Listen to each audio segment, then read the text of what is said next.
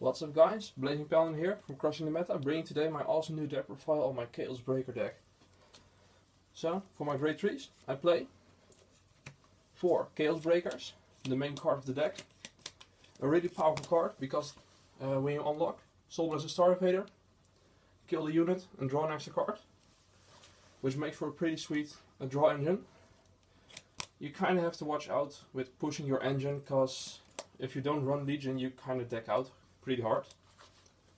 And for my next grade 3, I run 4 Chaos Bringers, hit skill, counter +1, whenever you have 2 locked units during the beginning of your opponent's main phase, counter +1, and superior right Chaos Breaker standing, which makes for a pretty strong combo. And starting with Chaos Bringer doesn't hurt it that much in that case. His second ability, on call, counter +1, and lock one of your back row of your opponent's fields. It's quite strong and good for the setup of bringing Chaos Breaker to your field whenever you're missing him. For the grade 2s, I run 4 Colony Makers. I kind of like having 4 of her, because I want to have my grade 1s as soon as possible, and playing 4 of her really helps. The second grade 2 is 4 Irons. Iron skill, whenever he's called and there's a lock card, counter +1 and lock one of your opponent's cards. And his main ability is whenever you have a Chaos Vanguard, he attacks for 11, which is pretty strong. For my last grade 2, I run a little tech card, 3 Technicians.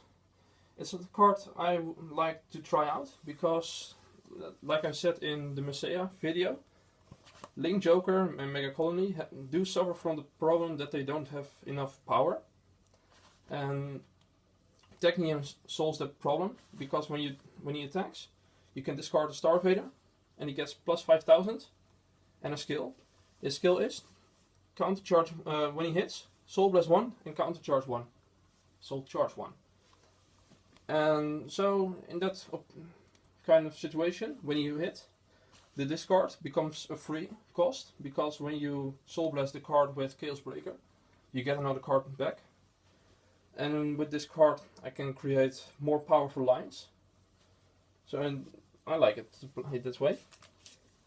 For my grade 1s, I play 4 of the normal Perfect Guards for Star Evaders. I don't want to run non-Star Evaders in this deck. I do play 2 non-Star Evaders, but you will see them later. The problem is when you run too many of them, non-Star Evaders, and 7 is already a very big number, you kind of screw up your Counter Blast, Discard, Soul Blast, Soul Charge, and that is really painful sometimes. I had it with my machining deck. The non-machinings really screwed up my combos, so that's why I choose to play the normals instead of the G Perfects. Then 3 Zincs. Her skill, when she's placed and she's sitting in your rearguard and you have a lock card and a Chaos Vanguard, put her into the soul and soul charge 1 and counter charge 2. So with her ability, she makes 3 in the soul, which refuels your engine for Chaos Breaker. Pretty strong card. Then up next, 3 Latinums. Latinum is one of the best boosters in my opinion for this deck. Plus 2k for each lock card when he is on the field. That creates pretty strong lines with Technion. A line with this could easily make a 20 column, 25, 26. With a bit of ease, 31. So that's pretty strong. And it gives you the power and the control to push for damage. Because the biggest problem with this deck is you cannot finish the game. So most of the time your opponent has enough cards in hand, or spared more than enough cards, to stall out the game.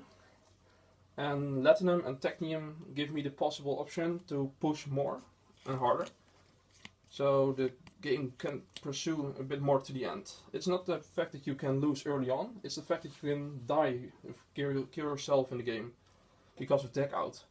And that is a bit of a shame. Then 2 Limit Break Enablers. pretty much a need. If you want to ride Chaos Breaker as soon as possible, you kind of need it. Because Chaos Bringer is limit break, Chaos Breaker is limit break of course. And for the last great ones, I run 2 Destiny Dealers. Because you kind of want to stride in this deck. So 2 Destiny Dealers is all I want to play. For the starter, I run 1 Carbon.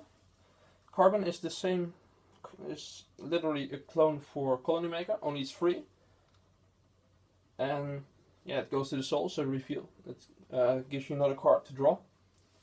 When you have a lock card, put it into the soul and call it grade 1 or less. So most of the time I will bring a limit break neighbor to the field whenever I activate the skill. Then for my triggers,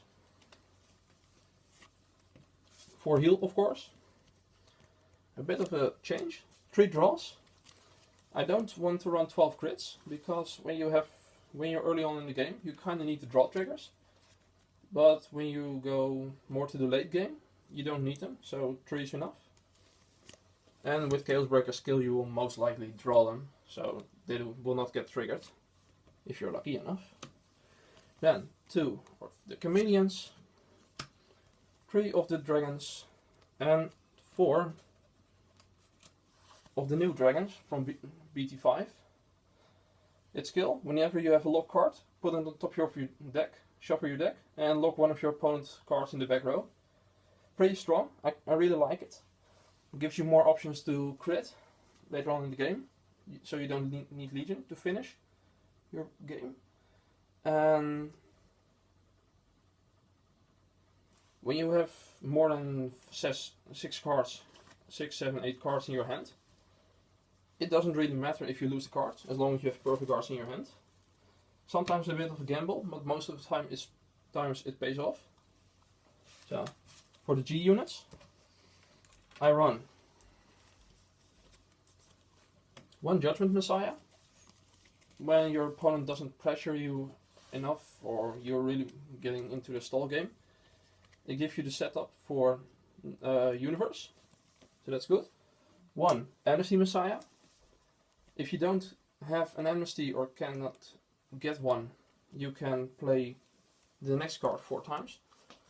But Amnesty is really nice for the mirror matchup, because you don't want to lose your own units because of the Chaos Breaker. Then 2 Big Crunch, because Omega locking is always good, and it gives you more time for your Chaos Breaker to appear. And last but not least, 4 Universe. Universe skill. Count +1, flip 1 Universe open. Whenever you have a Chaos Vanguard, your opponent can choose one of his or her cards in the hand, and you can choose one of his or her open rear guards, and the card is going to be locked there. Really strong. The only catch is that it must be an open rear guard, so when your opponent has full front row and you are starting with Universe, the locked card is going to the back row. Kind of a shame, but it doesn't really matter for second ability. Whenever you have 2 or more units face up in your G-zone, lock another card. Pretty strong. Really gives you the control.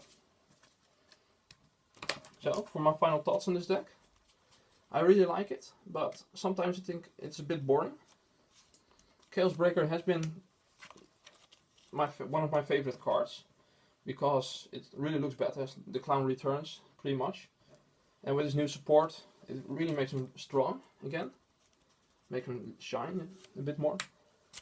But I think it's a bit overrated, because restanding Vanguards, cards like Gilderay, the Regis, the Blade Wings, Kagero, it doesn't really work against those clans, because they don't need the field to give you pressure.